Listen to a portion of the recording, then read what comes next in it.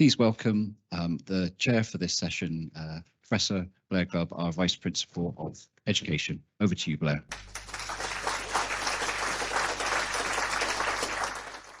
Thank you very much, John, and welcome everybody to today's session, or this afternoon session. This is session 4 of our Discovery Days, which are a showcase for the excellence in research and education that we carry out here at the university. Delighted we've got 3 fantastic speakers for this afternoon session, and the format will be each of them will give a 15-minute talk, one after another, and then I'll invite them at the end to take their seats on the floor here, and you'll be invited as guests to ask questions either in person, or if you're online and listening, welcome to you as well. You'll be able to ask questions via the chat, and Emma and John will relay these to me so I can ask your questions to the speakers here live. So everyone has a chance. Okay, you want to hear as little as possible from me today. That's certainly true. So let me just put the other windows on. So I'm really delighted to welcome Professor Ian Ganley, who's our Chair of Cellular Homeostasis at the university. Ian obtained his undergraduate and master's degree from the University of Oxford, his PhD from the University of Cambridge. He's worked at Stanford University. He's worked at the Memorial Sloan Kettering Cancer Center in New York, one of the top research centers in the world. I think that research pedigree tells you we're in for a treat today. That's absolutely fantastic. Ian's interest is in mitochondria, which are the little power stations in every cell which generate energy to allow cells to do work. And disorders of mitochondria lead to a lot of metabolic disorders, which result in abnormalities and can result in disease and disablement for individuals. Ian has worked closely on mitochondria and their role in Parkinson's disease, and has developed new techniques to look at how we can study this, and also has done work to develop a new preclinical drug in this area. And I think that is what he's going to tell us today, understanding the role of mitochondria in Parkinson's disease. Welcome, Ian. Great. Well, thank you very much for the very kind introduction. And yeah, it's a great pleasure to be here today, and an honor to kind of tell you a little bit about the work that's going on in my lab. So by trade, I'm a cell biologist, and I actually, I really love this image, and it's actually from a group in Australia. And what it is, it's a little section of brain tissue, and it's been placed under the electron microscope, which is a really high-powered microscope, and this really allows us to look into the details of what's inside the cell. And what they've done is they've colored in just one cell that you can see here. And what you realize, the cell is packed full of all these weird and wonderful structures. And these are membrane compartments or organelles, and they allow the cell to do perform its specific functions. And I want to draw your attention to these structures here, these circular structures. So these are small structures. They're about between 1 and 2 millionth of a meter in diameter. So they're very small, and they're called mitochondria. And this is what my lab is interested in. So here's a bit of a basic schematic. And as you heard from Blair, they're often known as the energy generating powerhouses of the cell. So what they do is they take molecules that are derived from the food we eat, they take oxygen derived from the air that we breathe, and they convert it into this molecule ATP, which is kind of like the energy currency of the cell. So all these metabolic reactions that go on in our cells, they use ATP as the energy source. But part of the problem of making ATP is that they also produce free radicals or reactive oxygen species. And these potentially can be quite damaging to various cellular components. And they also have another problem, mitochondria, in that they can release this compound called cytochrome C. And if mitochondria release this, what happens is it's kind of a suicide molecule, and the cell dies. So normally, this is not a problem. The cell happily makes ATP, there's very little ROS produced, and there's no cytochrome C released. However, if mitochondria become damaged, which they do over time or under very stressful conditions, there's a risk of increased ROS production and increased cytochrome C release. And this can be very bad news for the cell, because if the cell doesn't deal with it, this can lead to a kind of reactor meltdown. And if this persists over time, it leads to diseases. in particular cancer, and as I'll talk about later, neurodegeneration and Parkinson's disease. So this raises, an interesting question. Well, what does the cell do when mitochondria become damaged? It can do two main things. One, it can try and repair the mitochondria, or two, it can either recycle it, it can degrade it, get rid of it, and make new ones or other things. And it's this recycling pathway that my lab works on. And it's called mitophagy. And this is how I like to think of mitophagy occurring in the cells. A little Pac-Man going around inside our cells, eating the mitochondria. And as you'll see, actually, this isn't that far from the truth. So here's a kind of basic diagram of our understanding of mitophagy. So what happens is, so damaged mitochondria, they release these signals, and this leads to the formation of this cup-shaped membrane structure inside the cell. And this grows and surrounds the mitochondria. So this is like the Pac-Man. So it engulfs the mitochondria and it surrounds it, and this structure is called an autophagosome. The autophagosome then fuses with another membrane compartment inside the cell, and this is the lysosome. And the lysosome is the equivalent of the stomach of the cell. It's very acidic and it's packed full of digestive enzymes. So when this happens, the mitochondria get degraded.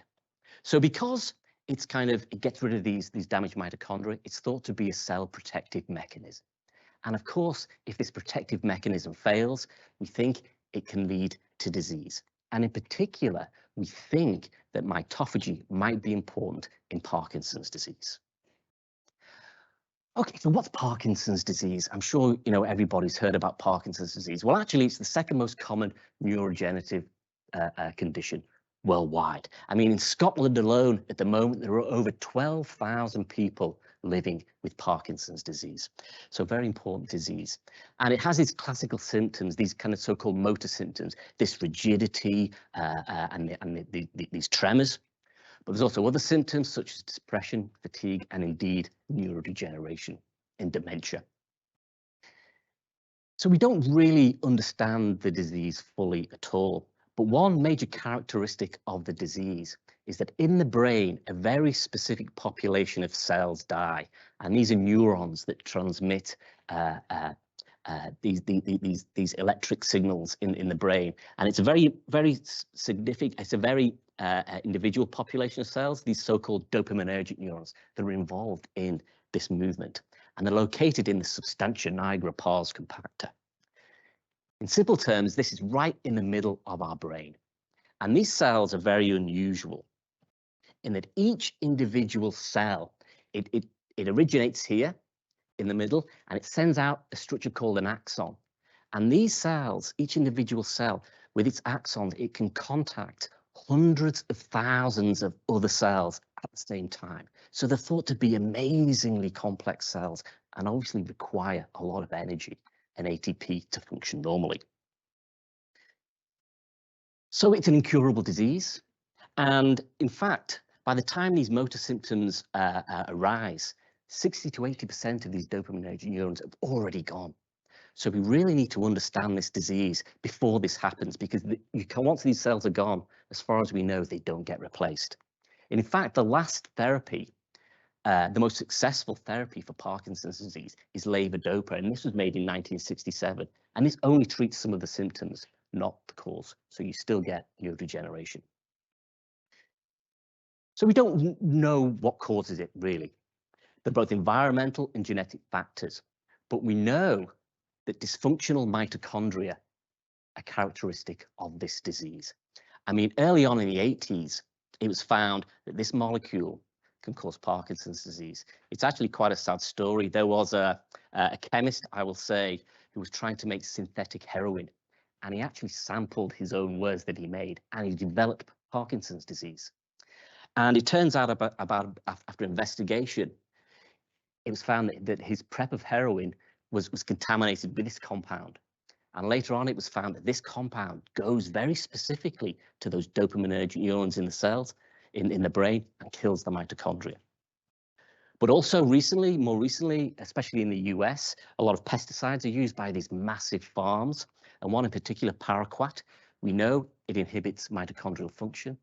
And unfortunately, a lot of the farmers that were using these pesticides, they developed Parkinson's disease. So there's a lot of big lawsuits now going on in the US over this. So there's this kind of more environmental factors, but as I mentioned, a small percentage are genetic. And these are some of the genes that they've been found to be mutated in various families. And when these are mutated, it leads to Parkinson's disease. But because, we've identified these genes, we don't really know what they do.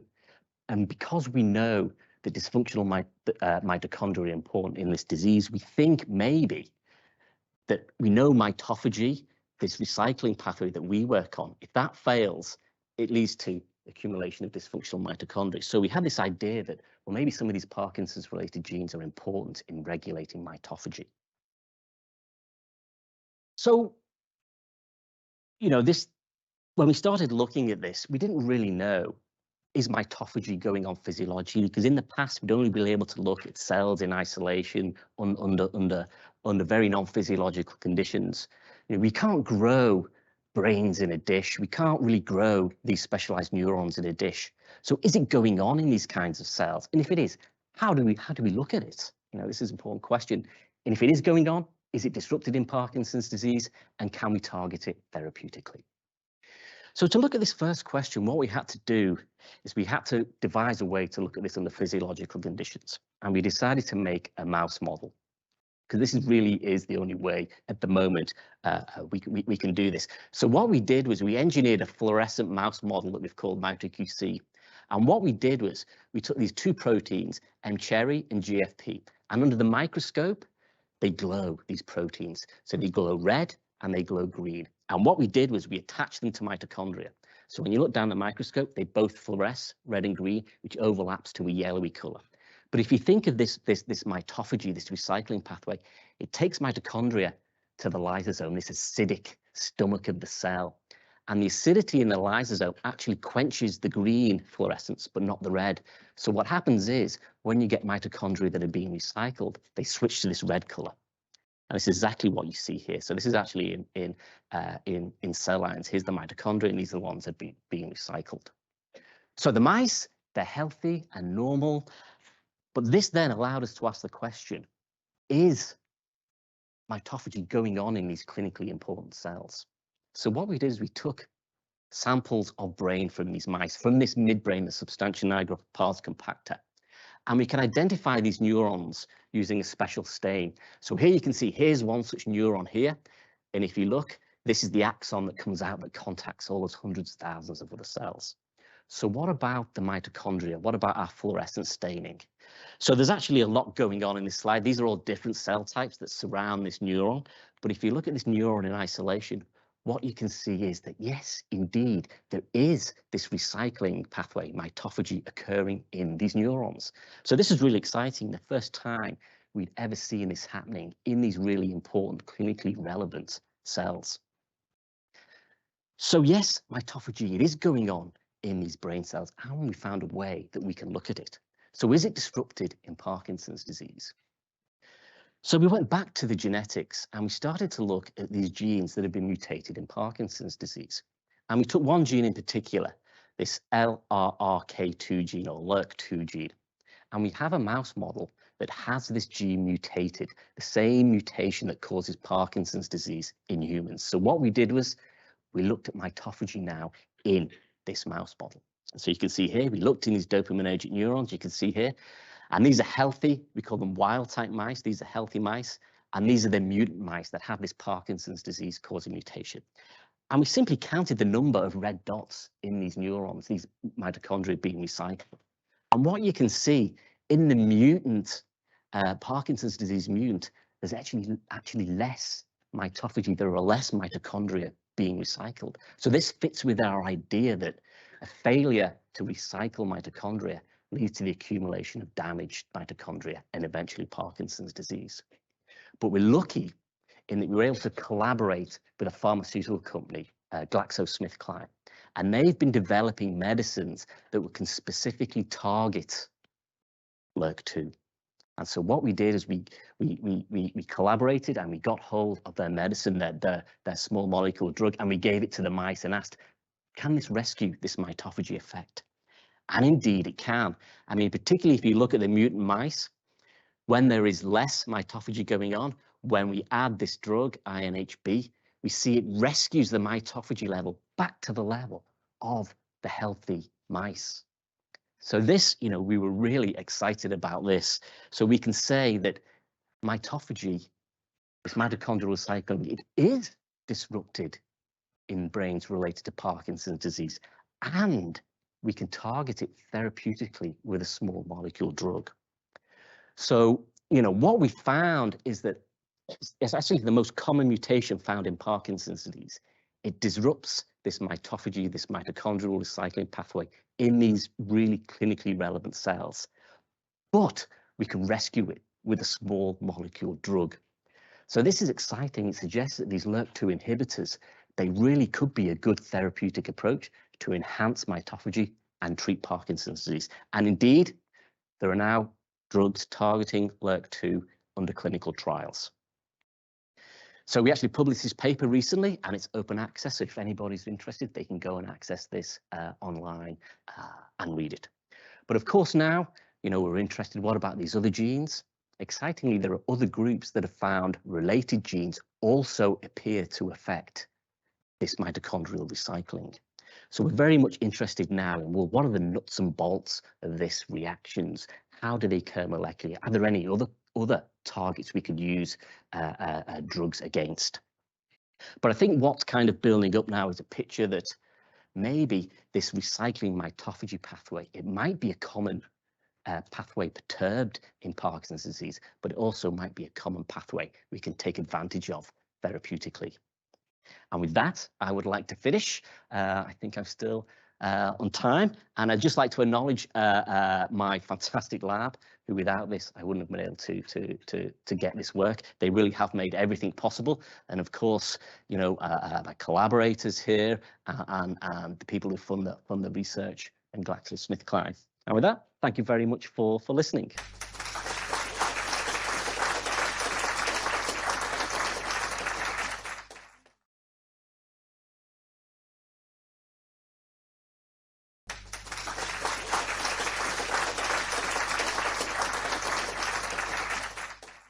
Thank you, Blair, and thank you all for being here today.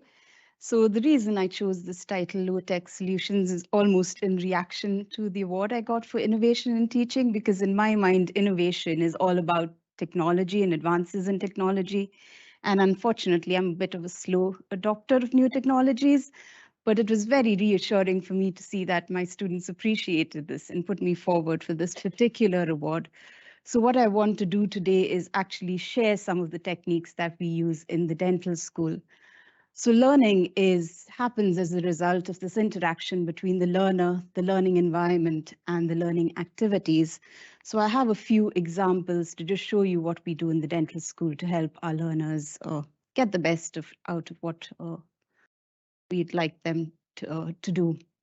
So the very first one is about creation of a safe environment. And for me, this really underpins everything else, because a safe environment, you require a safe environment in order for students to really engage with the activity. And I'm talking not about the physical safe environment, and that's really important, but the psychological safe space that the students need. So this makes them feel safe to engage, but to express their thoughts, to ask questions, make mistakes if they have to, learn from those mistakes.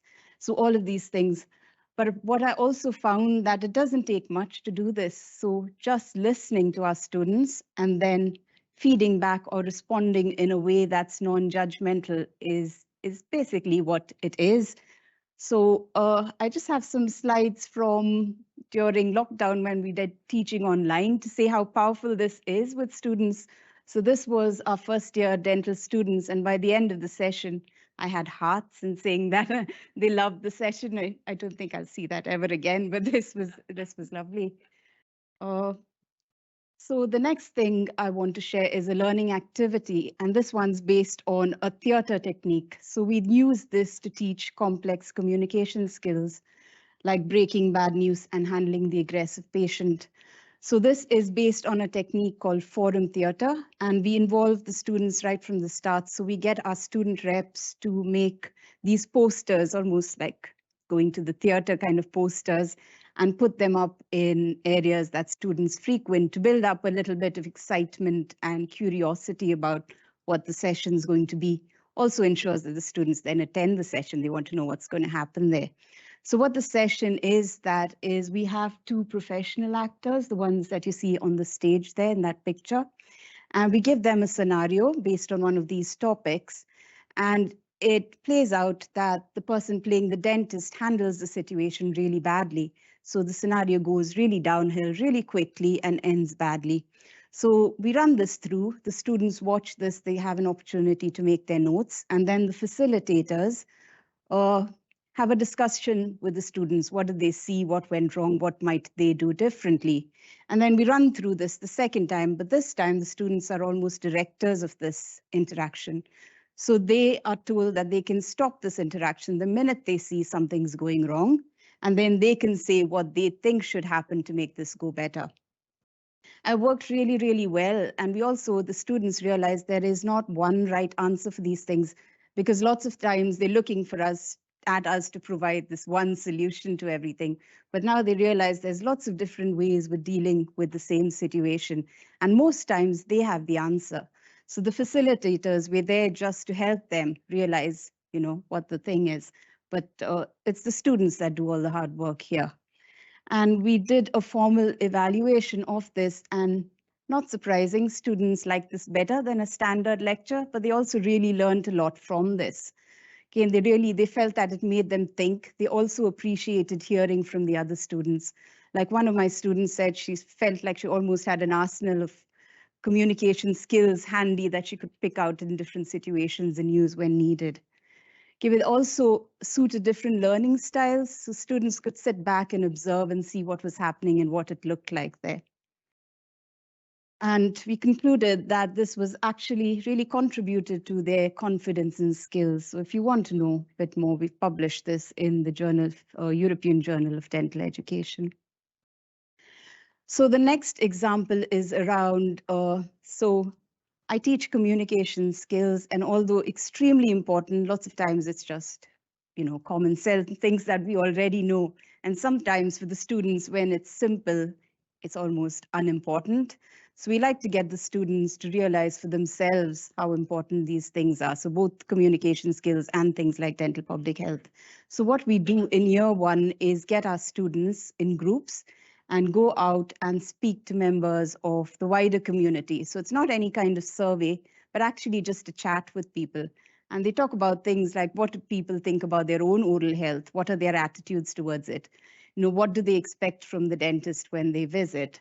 What's the importance of communication with the dentist, their experiences around this, and also their journey to the dentist. What's the experience been around accessing care, an actual experience while being at the dentist? So they come away with really, really lots of good insights and lots of things that then they carry forward right through the journey. So like some of the quotes I have here is thinking about, the different experiences that people might have, different perspectives, different expectations when they come to the dentist. And also, they realize the importance of things like communication skills and team working. What the students do is then share their experiences with the wider group. So there's this element of peer-to-peer learning that goes on. And in my final example, this is something that we do with our fourth year dental students. So it's a 5-year course. And in the fourth year, we send them out to engage with some community groups. So various organizations such as Wellbeing Works or the Scottish Prison Service even. So it's people with experiencing mental health challenges or learning difficulties or experiencing homelessness, young mothers, pregnant teenagers, international women, migrant women. So lots of different organizations, communities or groups that the students may not encounter on the student clinics, but it's really important for them to realize that lots of dental or oral health inequalities exist in the community and how they can help as professionals.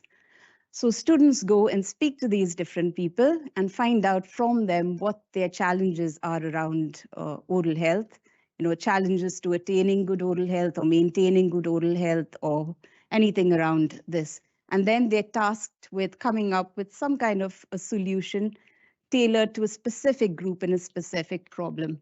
So here's kind of, I'm not doing real justice to the brilliant ideas that my students have come up with, but here are just some of them.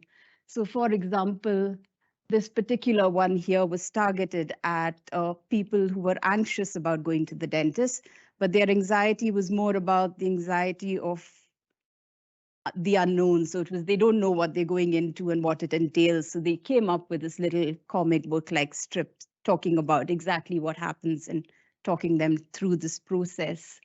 I also had students that made posters and leaflets and things like that to increase awareness about things like maybe brushing techniques. We've also had videos on how to brush your teeth properly. We've also had, luckily, students are not, slow at technology like I am. So we had things like an interactive smartphone app to help pregnant mothers look after their teeth during their pregnancy. So lots of really, really good ideas from the students. But we also prepare the students before they go in to speak to these groups, because they're going in again to unknown situations, and we use tools taken from service design. And these are called empathy maps and journey maps. So the empathy map is about putting yourself in that person's shoes and thinking about things that, what does that person feel? What do they see? What do they hear? What are their worries? What are their aspirations? So almost building this picture up. We also use the journey maps for students to start thinking about what does the journey to the dentist look like. So from identifying a dentist, maybe making that appointment and then landing in that dental chair. So thinking about the various obstacles that they might face on the way. And they all come up with lots of different variations. And this is just one of the examples. We also try and get the students to do this before and after. So there's, again, there's preconceptions that they have about the group they're going to meet. And then once they go chat with the people, come back, they have some different ideas. So again, this seems to have worked really well. The students enjoy this activity and get a lot from it. And like I said, it also addresses a lot of the preconceptions. So like this person has said, they were surprised to discover that many homeless people, despite the challenges they encounter in day-to-day life, care greatly about their oral health and are keen to find out what they can do to improve it. So they make this effort to make sure that every person that comes to them after that for care, they're able to help them and go out of their way to do this. But it was also good that the organizations also got something from this. So the organizations are happy to have the students there, and they feel their participants feel appreciated. They like that their opinions and what they say is taken into consideration, and the students are actually going to address this. Okay, and they encourage that we continue with this kind of activity. So this actually has got quite a lot of press, and we also have the Oral Health Foundation, which is a charity in England that sponsors a prize to the students that come up with the most kind of innovative ideas. So adds a little bit of extra excitement for the students. So this is it. So I think the result is really engage students to have this environment that develops learning, and yeah, they're able to critically analyze situations, able to take the initiative, be reflective, and yeah, I think. So just before I finish, just to say a big thank you to all my colleagues in the dental school who support this teaching, and also to the late Professor Freeman, whose ideas got us into all this, the different ways of teaching. So thank you. Thank you very much.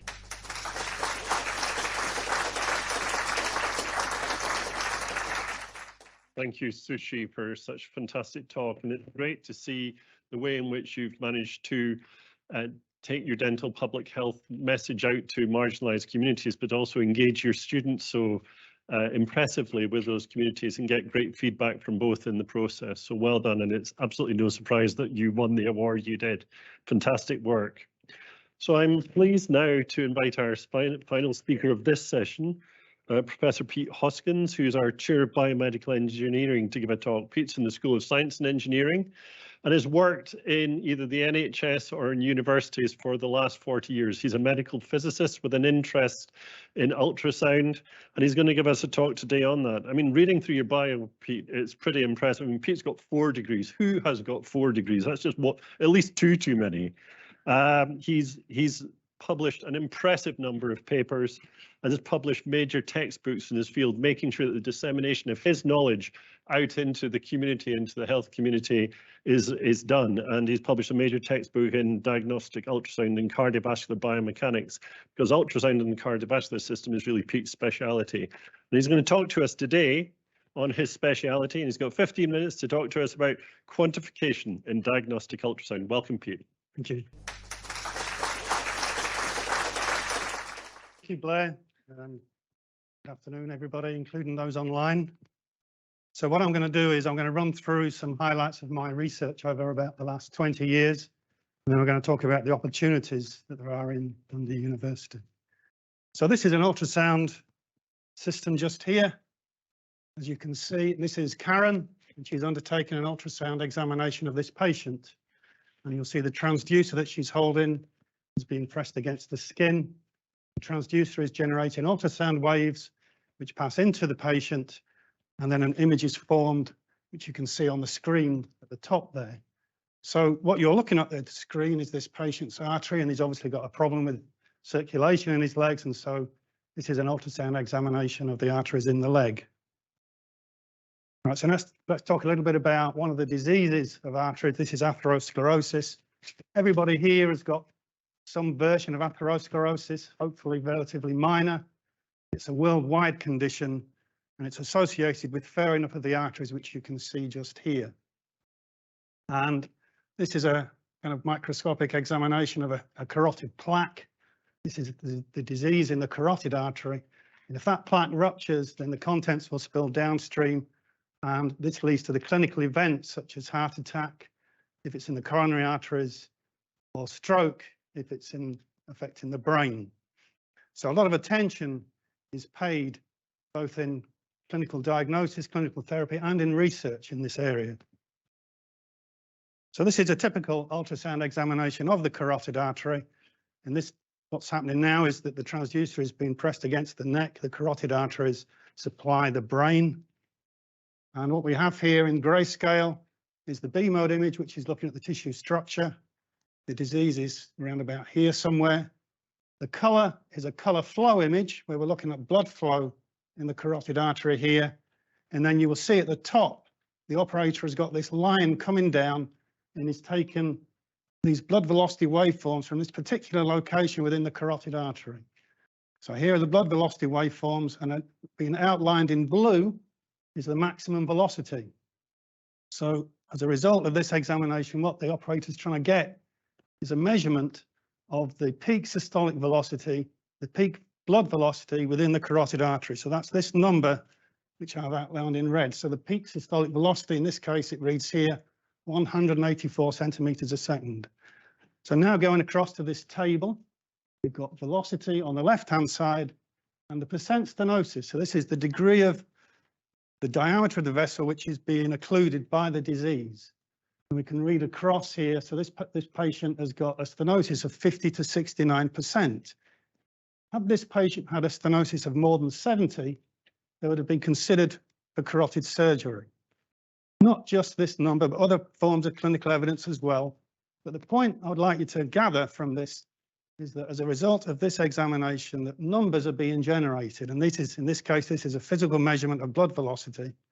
And these numbers are being used to inform decisions on treatment. So I'm a physicist. Physicists care a lot about errors. And so the next slide is concerned with looking at errors in the measurement of blood velocity using an ultrasound system. So on the left here, we've got a string phantom. And this is exactly what it sounds like. There's a piece of string being driven around a loop here at a known constant velocity.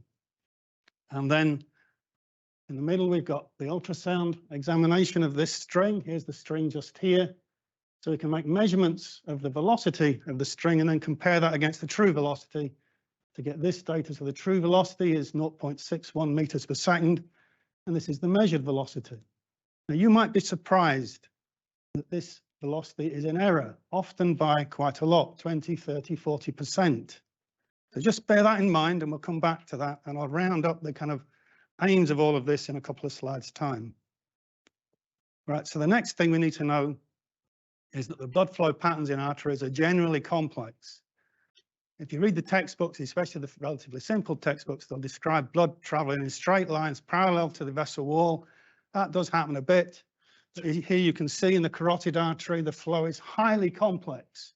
So this is a region of, this is the internal carotid artery where you get a lot of disease, and there's flow going all over the place just here.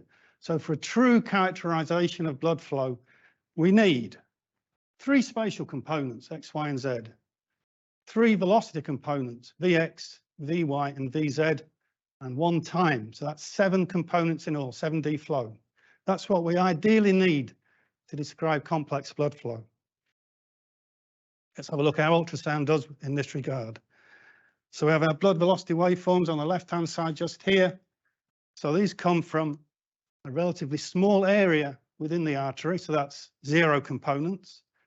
There is only 1 velocity component actually being measured in the line of the beam, and I'll talk about that in more detail in a minute, and time. So we get 2 components for spectral Doppler.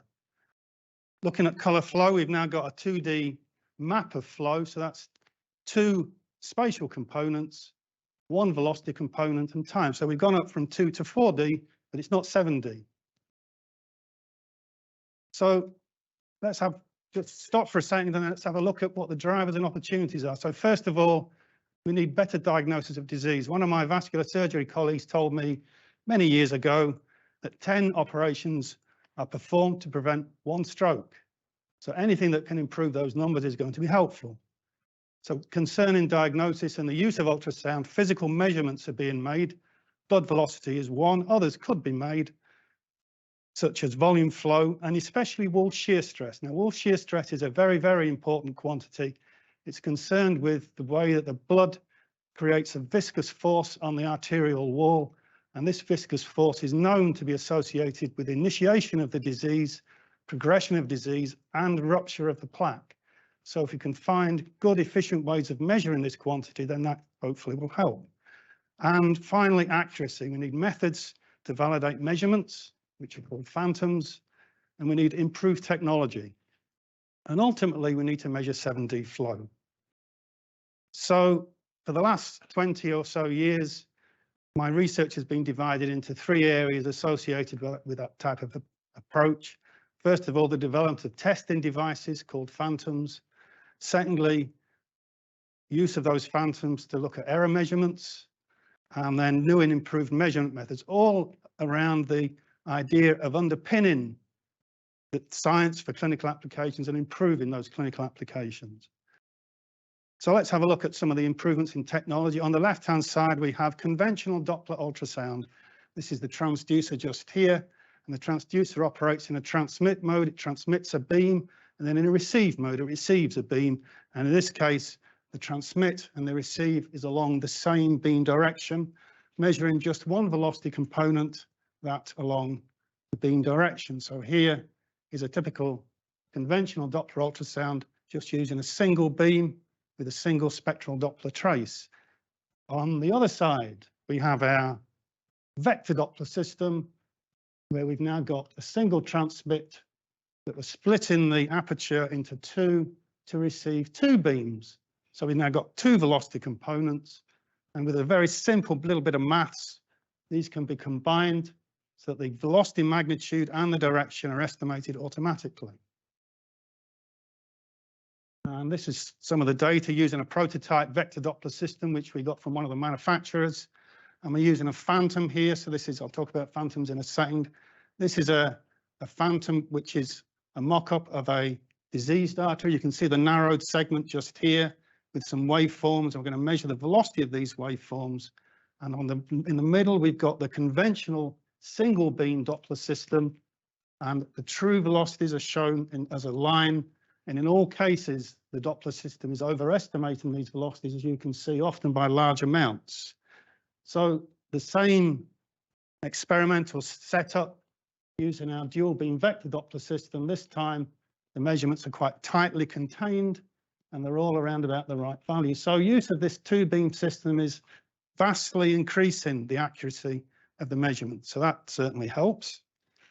Right, moving on a few years, this is data from Pei Yang, who's currently based in Shanghai, writing up his PhD, and he's making measurements of wall shear stress, as we can see. So this is using a vector Doppler system. Again, we've got phantoms here being used to undertake the validation. Velocity measurements in the middle with the little arrows showing that the velocity direction, and the wall shear stress values being shown on here, showing that this type of technology can make these measurements, and hopefully we'll go on to make these measurements in patients. So this is wall shear stress, which I said was associated with the initiation, development of disease and plaque rupture. So I've talked about the need to measure 7D flow, and computational fluid dynamics is a fantastically powerful tool for measuring 7D flow. And the way this works is that you need 3D data set, you need 3D geometries of the arteries. And in this case, we're going to collect this data using ultrasound. And what we've got is our ultrasound scanner. We've got our transducer just here. And you can see we've attached this little thing here to the transducer. And this has got light emitting diodes on, which are being tracked in space by this camera. And so as the transducer is moved along the artery, so the camera knows exactly where the transducer is and can build up a 3D data set consisting of lots of 2D slices. So this is exactly what you're looking at here. You can have a 3D data set as the transducer is being gradually moved along the carotid artery, going from the common carotid artery through into the bifurcation where the disease is. You can see the disease just here, and then into the internal and external carotid arteries. So we get our 3D data set. This goes through an image processing technique to segment the data and mesh the data, and then this is passed to a computational fluid dynamics solver in a computer, which will calculate these velocity streamlines, the velocity profiles, and the wall shear stress. So this is our 7D data that we need. So now moving on to phantoms. A phantom is used for validation of ultrasound measurements, and this is a typical phantom as it's used in the lab. We've got this kind of grey agar-based tissue mimic just here with a channel running through it. The transducer is held in a retort stand and clamp just here. And we've got this picture up which I've already shown. This is a phantom of a diseased vessel with waveforms just here. So the phantom typically consists of three different components: a tissue mimic, a blood mimic, and a vessel mimic. And these need to have very similar properties to the acoustic properties of tissues in humans. So the specific properties that need to be mimicked were specified by an organisation called the International Electrotechnical Commission some time ago. And this is the density, the speed of sound, the attenuation coefficient, and the viscosity. So my lab has spent a lot of effort making tissue mimics, blood mimics, and vessel mimics, which have got the correct physical properties. So starting on the left-hand side, the original agar-based tissue mimic, as you can see, is relatively weak and it splits very, very easily. Now, this is a problem if the vessel is quite close to the surface or if the anatomy is complex and that the phantom will rupture. So we spent some time developing a much stronger material based on konjac carrageenan, and these are chemicals used in the food industry. And as you can see, it's not splitting. In the middle, we've got blood mimic, and this is the white blood mimic that we developed based upon nylon particles as used in the paint industry. And this has become the international standard blood mimic used all over the world. And on the right-hand side, we've got a vessel mimic just here. This is this grey material, this grey pipe, which is embedded in this yellow tissue mimic just here. And we're interested in the motion of the tissue. As you can see, the vessel mimic is here just pulsating nicely as an artery would do in the living body. So phantom design, the easiest phantoms to make, flow phantoms to make, are straight tube phantoms. But as we've seen, flow in arteries can be very complex. So what we'd ideally like to do is to make phantoms which have got complex geometries. And this comes from a collaboration we had with Liverpool University, and they used what was then called rapid prototyping the phrase 3D printing now has begun to encompass a lot of that. It was known as rapid prototyping at that time. So we start off with a solid model, an idealized CAD file on the left-hand side, which has been taken using MRI and then idealized. This goes through a stereolithography process to make this solid model at the top. This then gets incorporated into a silicon mold to make the mold, to make the silicone mold. Once the silicone mold is made, you can pour low melting point alloy into the mold, let that set, take it out, polish it up, put it in the box, pour in the tissue mimic, let the tissue mimic set, melt out the low melting point alloy, and you're left with a channel through the tissue mimic, which has got the proper carotid geometry. And as you can see here, I'll just wait for it to go around. So going from the common carotid through into the internal and external. If you look closely, you can see this is pulsating. This is being driven by pulsatile flow. And this is typical, this pulsatile motion is typically what you get in carotid arteries in vivo. And even though this was published 15 years ago, this remains the best work to date in the area.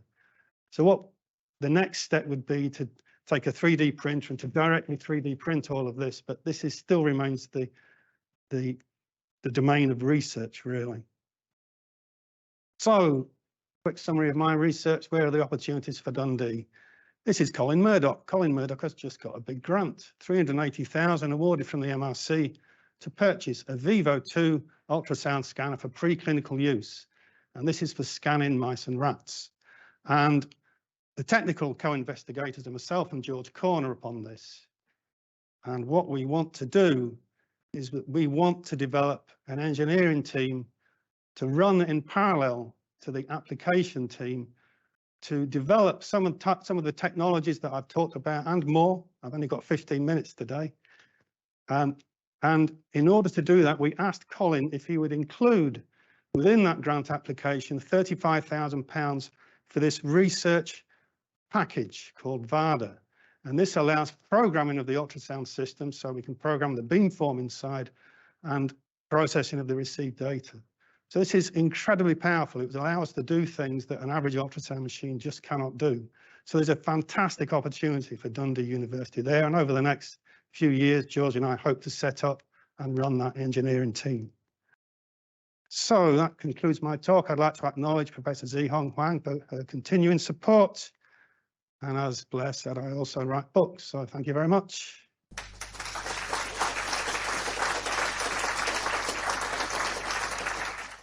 If I can ask our three speakers now to have a seat at the front. If I can encourage everyone to think up their questions, particularly the people online. If you ask those questions, they will come to us hopefully via the chat. And if you've got a question, please put your hand up. Either Shabnam or Rachel will come up and will hand you a microphone. Please don't speak until you've got the microphone, because then otherwise people online can't hear you. So questions, please. Yes, at the back there. Thank you very much. Question for Ian. Fantastic talk, by the way. Have you got any ideas how you can deliver these drugs to the center of the brain? Well, at the moment, the drugs, for example, these LRRK2 inhibitors, they're actually taken orally. So you can use them in the tablet and they just diffuse into the blood and they pass the blood-brain barrier and go in and affect those cells. So we think they may affect every cell in our body, but because it's really disrupted in the dopaminergic neurons, we think that they'll get the most benefit. And in general, we think it's a good thing to enhance this recycling process in our body, because we know over time in age, the recycling tends to go down. So we think it's probably a good way anyway to live a healthy life. But yeah, we're quite lucky in this sense, in that we don't think we need to specifically target it into the brain, just into these. Just by taking the drug, it will get to those cells that need it. Thank you. If I could ask Peter a question, I've got a question about the measurement of blood flow, particularly around the bifurcation of carotid artery. You spoke a lot about the fact that blood flow is not, as you'd say, governed by Purcell's law and laminar flow through perfect tubes. It's actually quite disturbed and disrupted. Mm-hmm. What is it about the flow around that bifurcation that actually causes the plaques to form in the first place? Is that known? Is it disrupted blood flow? Well, concerning the carotid artery has got this little area where the pressure sensors are. It is what's called a carotid bulb. So it's unusual in terms of human anatomy. And what that creates is a region where the wall shear stress is low. So you can often get a bit of recirculating flow in that region. And it's the low wall shear stress which drives the disease, which is why if you get atherosclerosis, you often get it in the carotid artery in that region. So the carotid artery is very unusual in that. But it's really down to the local anatomy that causes that. In that particular area, combined with poor lifestyle choices. Lots of other things. Yes, absolutely. Other questions? Yes, at the front here. Hi, thanks for the really interesting talks. I have a question for Ian. So there are 3 branches where the mitophagy, like the mitochondrial disease, kind of contributes to. And there's one branch that you didn't talk about as much, which is aging. So I just wondered if mitophagy would be a solution to delay aging. And because Parkinson's is also a disease of aging of some sorts. And also the second question is that something that you're researching in your lab? And yeah, what? So yeah, I mean, that's a great question. And definitely we think it is associated with increased, if you can't do this process, we think this accelerates this aging phenotype. I mean, and one thing, so a lot of experiments have been done in fruit flies or Drosophila and C. elegans, which is experimental worms, and these are kind of quite easy to knock out this recycling pathway or enhance it. And so for a long time, and even now, when you think about dieting and all the rage is this caloric restriction, if you limit your dieting, you live longer. And they've shown this in these flies. If they kind of starve them, give them a very meager diet, what happens is this recycling pathways, they get enhanced. And if you block this recycling pathway, then the animals, they die sooner. And there's some evidence that this actually may be happening in humans as well. So we think this recycling pathway, it basically gets rid of all the junk, the junk mitochondria that accumulate. It helps clear them, because when they're around, these ones that aren't functioning properly, they're releasing these free radicals and things which slowly damage other components of the cell. So everything starts to kind of not work as well as it did, which generally, increases this aging phenotype. So we think it is very important. I mean, we're very much interested in the basic mechanisms, about it, and it will have relevance for aging. And Shabnam, before I bring Mike in, who wants to ask the next question, maybe you can give him the microphone. I just ask Ian, is anything known about the effectiveness of, or the rate of mitophagy as for example, mice age from say 0 to an old mouse, which would be around 2.5 or 3? Have people seen this slowdown, and is that slowing down of mitophagy, linked to the genes that you've identified here? And are there mutations that accelerate or decrease the rate of mitophagy? So this is a kind of common hypothesis that we have, that over this process, it slows down as we age. Things don't start to work as efficiently. But because we've actually developed these mouse models now, we can actually look at it experimentally.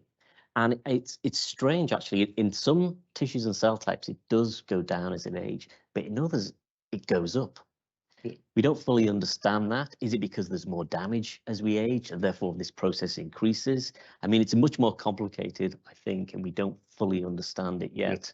But the overall idea is that these processes do slow down with age, and this leads to the accumulation of these dysfunctional mitochondria. Mike. Yeah, I'm actually just going to sort of riff off the last 2 questions, because Ian and I have been exchanging emails over the New Year period.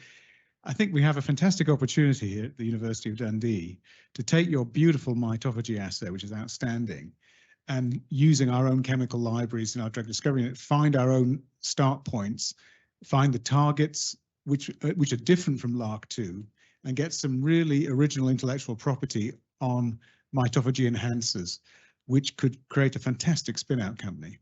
So I'm really keen. Exactly. I mean, as Mike said, the molecular nuts and bolts of these pathways, we don't fully understand it yet. You know, so I think there's a lot of kind of space here to identify new therapeutic targets. You know, we think this is going to be important, not just for Parkinson's disease, but also potentially cancer and other neurodegenerative disorders. So I think there's a lot of scope here for making some apart from being a route to immortality as well. Is that what you think? Definitely. Yes, question here, please. I really liked your talk, Sushi. It was really, really interesting. Have you shared these kind of techniques with the medical school? Are you collaborating and sharing it more widely across the sector and say with education and social work as well? Because they're some really, really, as you say, simple methods that are having really, really big impacts. Yeah. As of now, we haven't really done anything with the other schools, but I'd be open for collaborating with you if you're interested in any of the other schools, because yes, it is really quite straightforward techniques, but really effective. I'll be happy to collaborate. Thank you. Yeah, question here. Rachel will just take your mic, give you the microphone if that's okay. Yes, thank you. I was very impressed with your low-tech ways to engage learning. And I thought this has application for the training of many professionals, including politicians and those engaged in international relations or in pastoral ministries too, and counsellors. And there's so much there that could be of use, and I wondered if Dundee University could carry this forward. Some of these methods, I think. Thank you for that. Yeah, we're very happy to collaborate with anyone who wants to use these techniques for lots of different teaching. I think it would be applicable. Very happy to chat further if you want to discuss how we might actually do this. What we want to do in the next year is develop an education academy within the university where we will have a focus on sharing best practice across the university, exactly the sort of thing that Sushi's spoken about today, so that we have a showcase for people to see what we do in different parts of the university, because there is a tendency as we work in our 8 schools to sometimes be a little bit siloed, although we have heard very good examples of cross collaboration from Mike McDonald in the previous session between science and engineering, life sciences and medicine. It does happen, but it can sometimes become a little bit siloed. So the point you make of sharing good practice is a good one, and we need to do that more. Thank you very much. Any other questions? Any online? None so far? Anyone else? Yes, please. Here.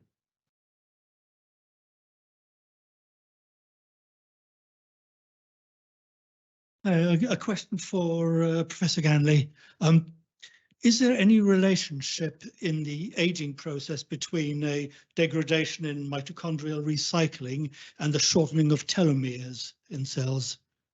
So, yeah, it's not. Maybe if you want to explain what the shortening of telomeres means and when it occurs. So telomeres, these are the ends of chromosomes. So in the way, when a cell divides, it needs to replicate its chromosomes, but it has a problem because when it gets to the end of the chromosomes, it can't easily, the replication machinery can't easily come off and recycle. So what happens is, as you age, as the cells divide, the chromosomes, they get smaller. And so they have these telomeres at the end, which are designed to buffer this, the chromosomes getting smaller. Because obviously, if they get too small, then you lose genetic information. So I think with Parkinson's disease, it occurs in cells that no longer divide. So they're not really replicating their chromosomal DNA anymore, kind of thing. They keep it there. So it's probably, in this instance, it's probably less of a problem. But it may have been affected because there are certain defects that affect telomere length, and I don't think there's any evidence to suggest that those are predisposed to neurodegeneration, those conditions. But it's impossible. It's possible. Any other questions from the audience? No? Okay, well, look, it remains for me to thank our 3 speakers today, Ian, Sushi and Pete, for 3 absolutely fantastic talks.